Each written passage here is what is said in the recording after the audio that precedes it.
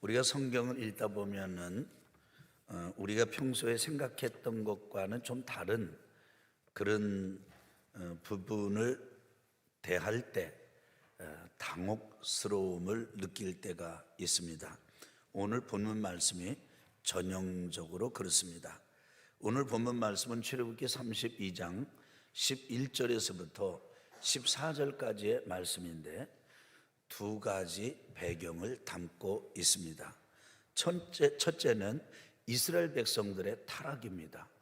이스라엘 백성들이 하나님의 기적적인 은혜를 힘입어서 애굽에서 탈출했습니다. 홍해를 건넜습니다. 광야에서 광야를 지나 시내산에 이르게 됐습니다. 그 기간이 아주 불과 서너 달밖에는 되지 않습니다. 그런데 십계명을 나누고 율법을 가르쳐 주던 모세가 시내산 꼭대기에 올라가서 하나님과 함께 한 달 열흘을 지내는 동안 그 모세의 부재 40일간을 견디지 못했습니다. 타락하고 말았습니다. 타락한 것이 참 지저분합니다.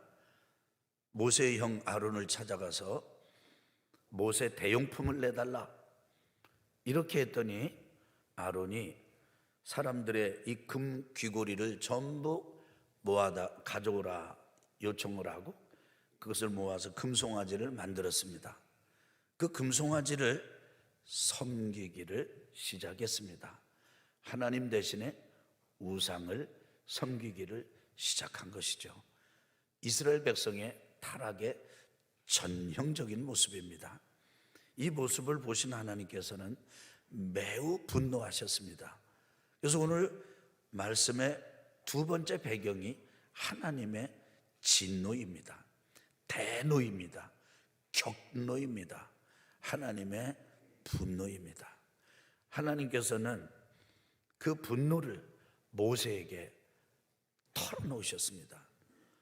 모세가 이제 십계명 두 돌판을 새긴 것을 한 달 열흘 40일 기간을 마치고 산을 내려갈 즈음인데 하나님께서 모세에게 나 말리지 마라.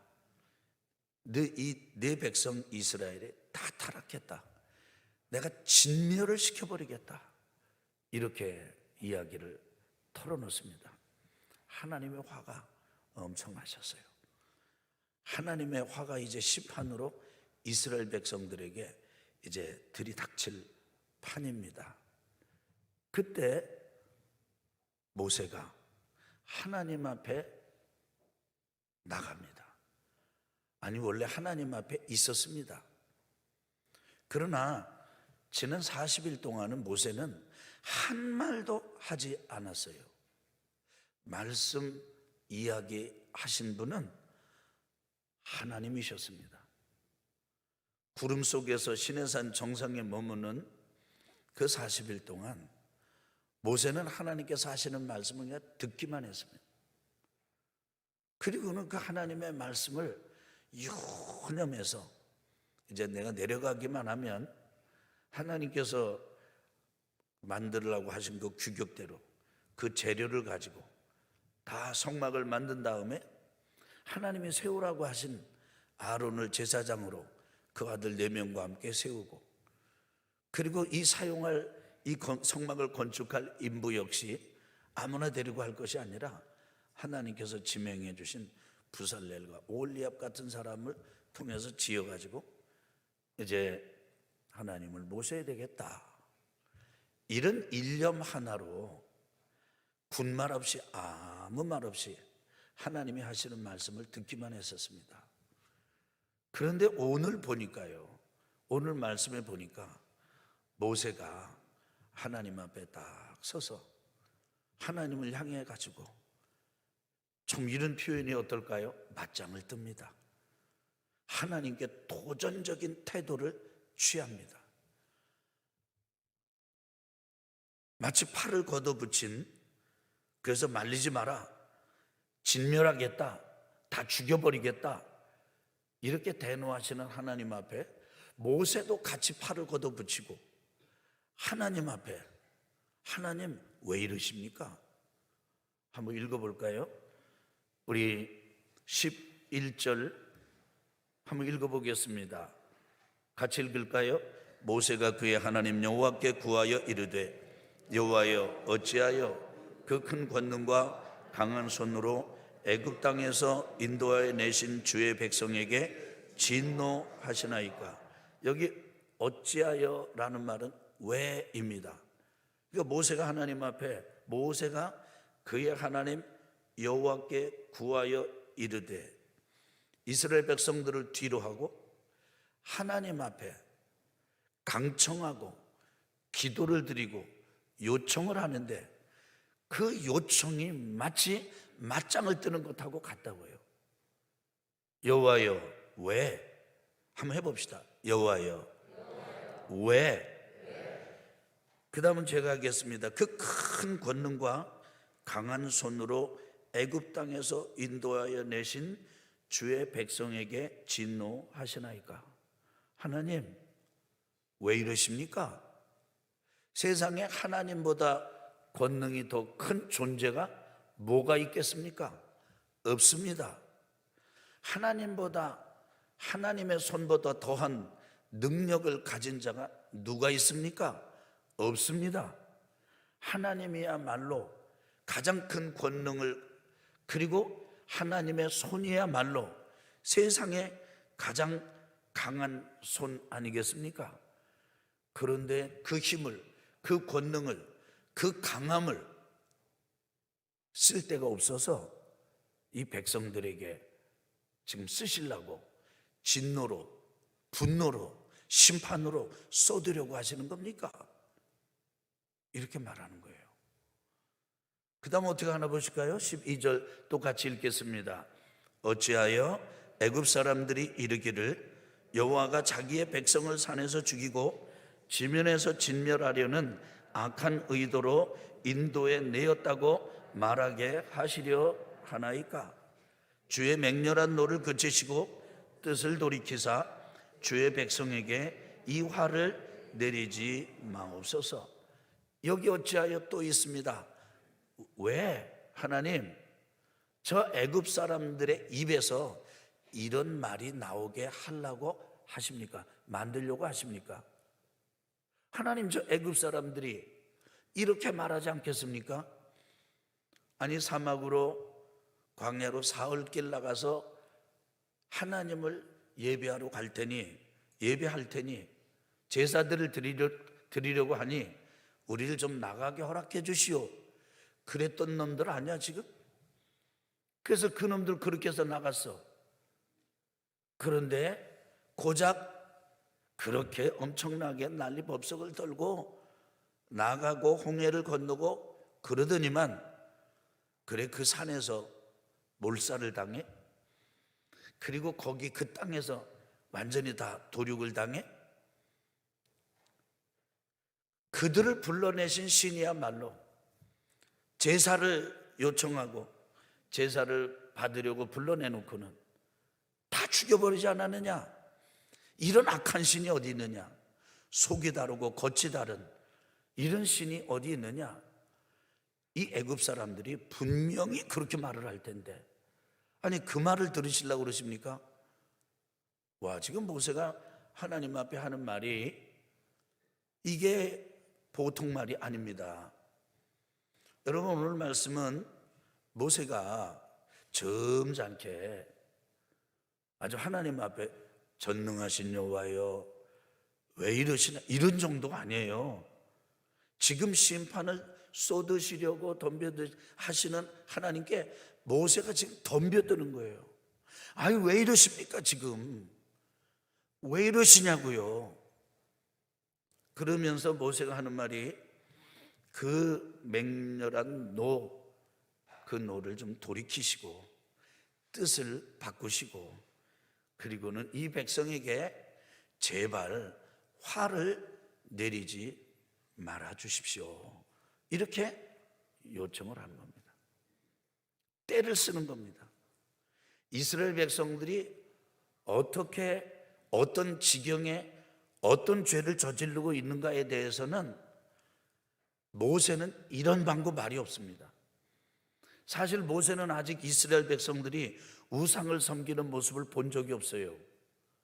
지금 시내산에서 하나님하고 만나서 한 달 열흘 동안 깊고 신령한 은혜에 지금 잠겨 있었을 뿐입니다.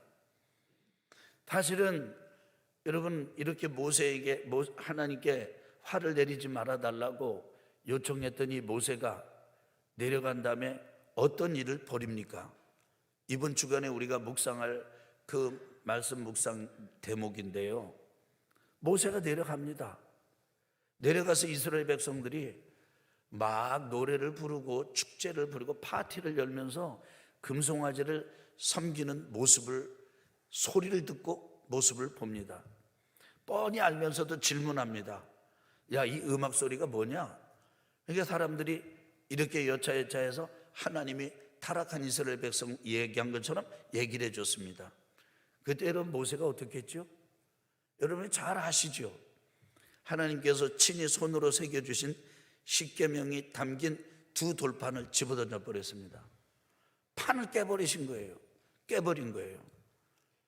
많은 사람들이 거기까지만 압니다. 근데 모세는 거기서 그치지 않습니다. 레위 지파를 불러 모읍니다. 그리고 명령을 내립니다.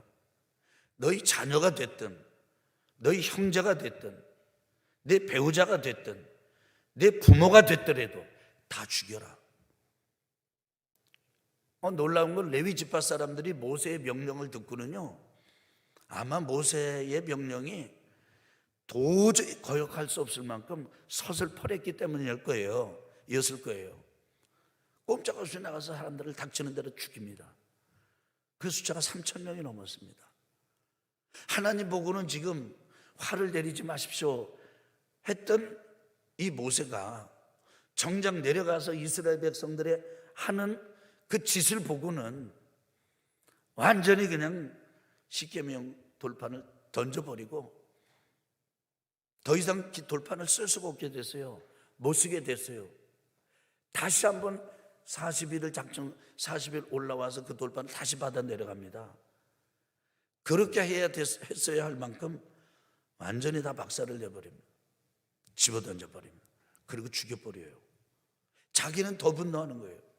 그러면서도 하나님은 그러시면 안 되죠. 하나님 제발 그렇게 하지 마십시오. 이게 마치 바짓가랭이를 붙들듯이, 옷소매를 붙들듯이, 몸을 끌어안듯이 이렇게 하나님 앞에 씨름을 해야 됩니다. 그러면서 모세가 하는 말이, 이제 아브라함과 이삭과 이스라엘 야곱을 기억해 주십시오. 그리고 한 약속을 붙들고 하나님 앞에 이제 대들었어요.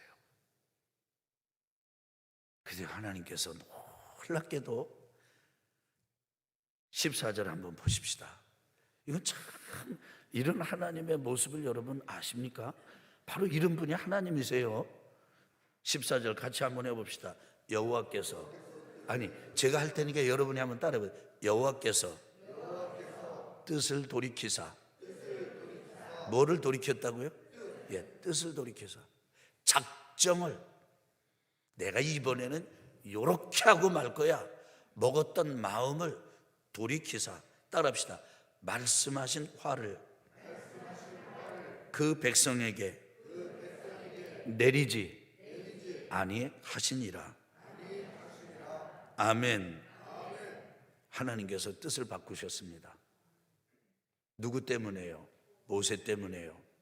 모세의 종교적이고 경건하고 점잖고 그리고 품위 있고 서론 본론 결론이 또렷한 이런 매끄러운 기도 때문에가 아닙니다. 아주 종교하게 다듬어진 종교 행위 때문에가 아닙니다. 모세는요, 하나님의 뜻을 바꿔냈어요. 이 말씀에서 여러분과 제가 우리의 정체성을, 우리가 누구인가 알 필요가 있습니다. 여러분과 저, 우리가 볼 때 별로 아무것도 아닌 것 같아 보여도 다른 사람이 그렇게 추앙하거나 점수를 넉넉하게 주는 그런 사람이 알지 몰라도 적어도 하나님 앞에서는 온 천지 만물, 우주 만물을 만드시고 경영하시고 섭리하시는 하나님 앞에서는 하나님의 뜻을, 화를 복으로 바꿔낼 수 있는 모세와 같은 믿음의 후계자들이라는 사실을 믿으시기를 바랍니다. 받아들이시기를 예수 그리스도 이름으로 축원합니다. 여러분, 우리가 보통 사람들이 아니에요. 그렇지, 우리는 너무나도 약합니다. 우리 너무나도 연약합니다. 어느 때는 내가 나를 봐도, 우리를 봐도 뭐 거기 별 소망이 없어 보입니다. 그런데 여러분과 제가 적어도 하나님 앞에서는 여러분 꼭 저주를 받을 상황인데, 꼭 일을 당할 상황인데, 꼭 화를 당할 상황인데, 심판을 받을 상황인데, 그 심판받을 화를 바꿔가지고 그 화를 면하는, 화를 복으로 바꾸는 그런 믿음의 하나님의 자녀들이 되는 거예요. 이 사실에 대해서 여러분 아멘 하실 수 있겠습니까? 여러분 그걸 받아들일 수 있겠습니까? 그러면 이런 거죠. 자녀들이 누가 봐도 참 문제가 있는데 어머니가, 아버지가 모세처럼 나서면 그 자녀들이 받을 화가 복으로 바뀌는 거죠. 배우자도 그렇고 형제도 그렇고 부모도 그렇고 그리고 나라도 그렇습니다. 나라. 그러면 모세가 지금 하나님 앞에, 지금 이스라엘이 지금 완전히 도륙을 당하고 진멸을 당할 판이에요. 모세가 레위 지파를 통해서 죽여버린 사람이 3,000명이었는데 여러분, 하나님이 만약에 지금 덤벼 들어가지고 하나님께서 처리하셨다고 생각해 보세요. 이건 천 단위가 아니에요. 이건 만 단위가 아닙니다.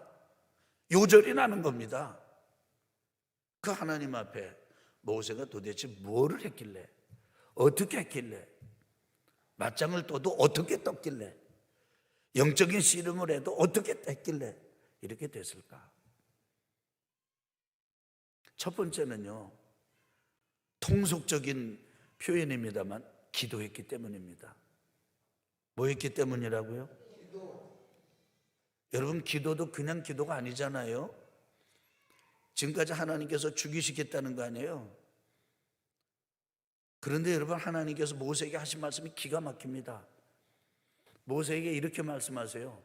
내가 다 죽인 다음에 너는 내가 큰 나라로 만들어 줄 거야.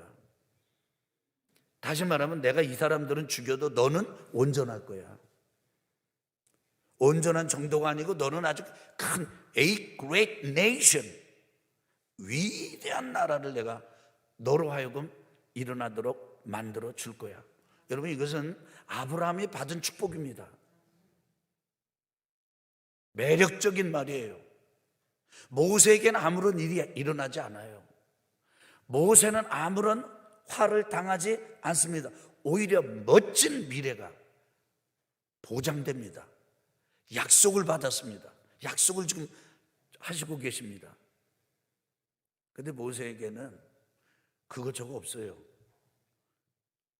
여러분, 시내산 정상에서 모세가 성막을 건축하는 이야기, 이런 얘기를 들을 때 어떤 태도로 들었을 것 같아요?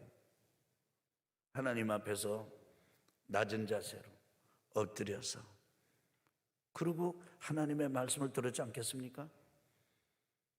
근데 하나님께서 이 백성들을 이제 끝장내시겠다고 하였을 때, 그때 모세는 이미 말씀을 드렸습니다만 백성들은 뒤로 합니다.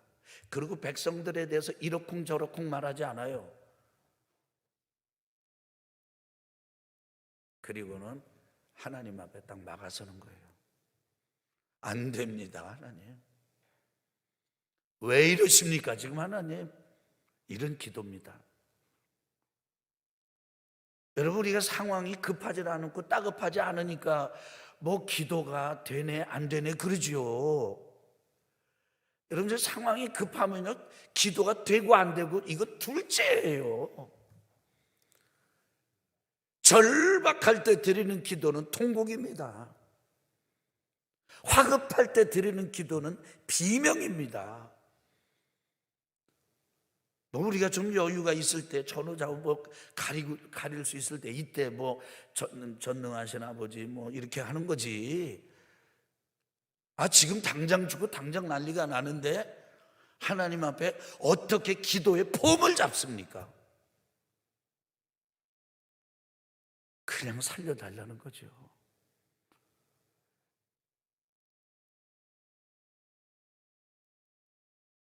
이 기도가 여러분과 저의 기도가 되기를 예수님의 이름으로 축원합니다. 우리 나라를 위해서도 그래요. 우리 나라를 위해서도 그냥 기도해야 돼요. 기도하는 사람이 그 사람을 사랑하는 사람이고요, 나라를 위해서 기도하는 사람이 애국자라고 저는 믿습니다. 제가 이제 최근에 이제 참 기도 부탁을 많이 받잖아요. 성도님들한테도 그렇고, 또 그냥 우리가 쉽게 하면 이제 기도해 드릴게요 이런 말을 하잖아요. 근데 그게 걸리더라고요. 이 말씀을 묵상하는데 내가 진짜 기도의 부도수표를 너무 남발했구나. 그래가지고요, 톡으로나 뭐 문자로나 이렇게 되면 그냥 톡으로 그냥 기도합니다. 그래서 하나님 아버지, 그래서 톡으로 그냥 기도를 날려요. 전화하다가 기도할게요 그러다 아니지, 그냥 전화로 기도해요. 어쩌면 여러분과 저의 기도가 가장 부정직하지 않나요? 여러분과 제가 제일 속고 있는 게 기도 안 하면서 기도하는 거로 알고 있거나 또 그렇게 기도한다고 말하고 있지 않나요? 이런 점에서 비록 많은 분들이 아니지만은 3구 제20대 대선을 놓고는 우리 성도들 중에서 지난주 보니까 기도하신 저녁에 15명 이렇게 이제 모여서 기도를 하셨더라고요. 그게 참 얼마나 감사했는지 모릅니다. 여러분 기도합시다. 두 번째로는요, 모세가 용서해 달라는 거예요. 여러분 모세가 그냥 왜 그 큰 힘을 갖다가 이 백성한테 쓰시려고 그러고 왜 애굽 사람들한테 그런 얘기를 들으려고 그러십니까? 뭐 이러지만 이런 말 그 중심에 그냥 속뜻에 탁 담긴 게 뭐예요? 그냥 용서해 주십시오. 용서해 주십시오. 여러분 그동안 우리나라는 벌받을 짓을 해도 너무 많이 했습니다.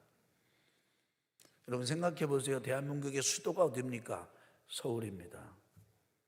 서울 한복판에 백주 대낮에 기괴한 모습을 하고 옷을 다 그냥 이상하게 입고 퍼레이드를 벌였어요.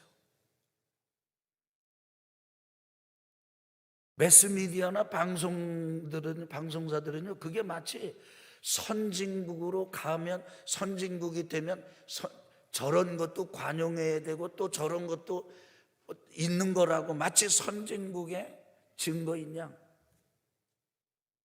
실어나르고 퍼날랐어요. 여러분과 제가 범한 죄는 무엇입니까? 그냥 방관하고 침묵한 죄예요. 이건 빙산의 일각입니다. 윤리와 도덕, 인간의 됨됨이 이거를 내던져 버린 지는 지식의 이름으로, 철학의 이름으로,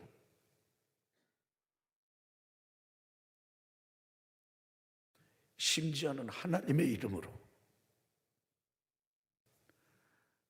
내던져 버렸어요. 하나님의 창조 질서를 대놓고 어겼습니다. 생각해 보면 너무나도 미칠 일이고 두려운 일입니다. 하나님이 심판을 해도 입이 10개라도 할 말이 없습니다. 여기 5학년, 6학년 되신 분들, 50대, 60대들, 뭐 70대, 우리 80대 뭐 형님들, 누님들, 그런 분들은 말할 것도 없고요. 그런 분들은 우리가 얼마나 가난했는지를 잘 알고 있습니다. 우리가 참 가난했습니다. 하나님께서 이렇게 살만하게 해주셨어요. 이제 따뜻한 데서 연탄 안 떼고도 연탄가스 중독되지. 예를 들자면 일일이 말하자면 말을 할 수가 없어. 그런데 하나님이 이렇게 가난을 면하게 해주셨는데 우리는 그 하나님을 대놓고 모독했어요.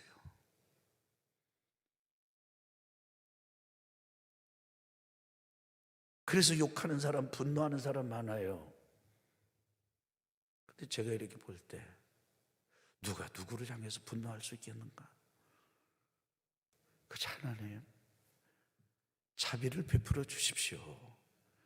저 용서해 주십시오. 모세의 기도는 그런 기도입니다. 저도 이 기도에 아멘합니다. 여러분과 저도 우리나라를, 우리 민족을, 우리 백성을, 아니 나를 용서해 달라고 기도합시다. 마지막으로는 모세는요 말씀을 붙잡았어요. 여러분 13절에 이렇게 말합니다. 우리 13절 한번 읽어보실래요? 같이 한번 해볼까요? 주의 종 아브라함과 이삭과 이스라엘을 기억하소서. 주께서 그들을 위하여 주를 가리켜 맹세하여 이르시기를 너희의 자손을 하늘의 별처럼 많게 하고 내가 허락하니 온 땅을 너희의 자손에게 주어 영원한 기업이 되게 하리라 하셨나이다. 제가 여러분 오늘 이 말씀에 모세가 하나님 앞에 구하는 이 내용을 하나님께 맞짱 떴다, 하나님께 대들었다, 하나님과 씨름을 했다, 이렇게 표현하는 이유가 있습니다. 여기 11절, 12절도 마찬가지지만요 13절은 모세가 하나님 앞에 이렇게 말합니다. 한번 따라합시다. 기억하소서. 이걸 반대로 말하면 뭐죠? 까먹었습니까? 그 말입니다. 여러분 지금 누가 누구한테요? 하나님의 특성이 뭐예요? 하나님의 속성이 뭐예요? 전지전능하신 거예요. 하나님은 다 알아요. 하나님은 잊지 않으시는 분이세요. 그런데 하나님이 당연히 벌받을 짓을 저지르는 저 백성들에게 내가 진멸하겠다고 말씀하시는 그 하나님 앞에서 하나님을 향해서 하나님 어디 머리 좀 안 좋으신가요? 하나님 지금 까먹으셨나요? 아니, 혹시 지금 하나님 착각하신 거 아니세요? 아니 아브라함과 이삭과 이스라엘 야곱을 기억하세요. 뭐라고 그러셨어요? 여러분 지금 아브라함은 모세에게 지금 몇 년 앞에 사람이냐면요 600년 앞선 사람이에요. 이스라엘 백성의 애굽의 노예가 400년이에요 애굽으로 내려갈 때가 이스라엘 야곱 때 자식 때 내려간 거예요. 이제 치면은 한 3대를 넘어서 4대째 들어간 거예요.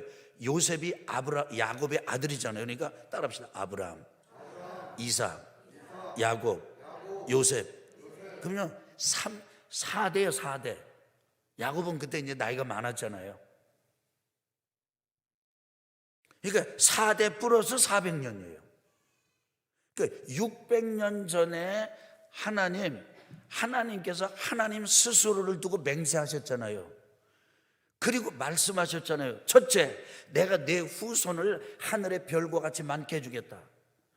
두 번째, 내가 이 온 땅을 너에게 주겠다. 세 번째, 이것을 너희들에게 당분간 너희들이 잘할 때만 주고 잘 못할 때는 뺏어가지고 이렇게 하는 게 아니라 따라합시다. 영원한 기업. 기업이라는 말은 유산이라는 말이에요. 영원히 주시겠다고. 하나님이 하나님의 입으로 맹세까지 하시고 우리 조상 아브라함에게 말씀하셔서 아브라함이 감격해가지고 그 이야기를 아들 이삭에게 했고, 이삭이 그 이야기를 받아가지고 또 그 아들 야곱에게 했고, 야곱이 12아들에게 했고, 그것이 내려와서 600년 동안 지금 나한테까지 왔지 않습니까? 그걸 기억하세요. 왜 그거를 모른 척 하시려고 그러세요? 이게 뭐죠? 혹시 여러분의 할아버지가 여러분에게 남겨준 교훈이 있나요? 약속이 있나요? 아니면 증조부, 아니면은 뭐 100년 앞선 분. 이스라엘 백성들은요, 이 아브라함부터 모세까지 600년 동안 요 말씀을 잊지 않도록 하나도 손상되지 않은 채, 변형되지 않은 채 입에서 입으로, 마음에서 마음으로, 믿음에서 믿음으로 그대로 받아가지고 있는 거예요. 이 말씀을 붙잡은 거죠. 여러분과 제게도 이런 말씀이 있어야 됩니다. 지금 세상을 보면 너무 혼란스러워요. 뭐가 옳은지 모르겠어. 어디로 가야 됩니까? 지금 하나님의 백성들은 어떻게 해야 됩니까? 그걸 볼 수 있는 눈은 하나님의 말씀이에요.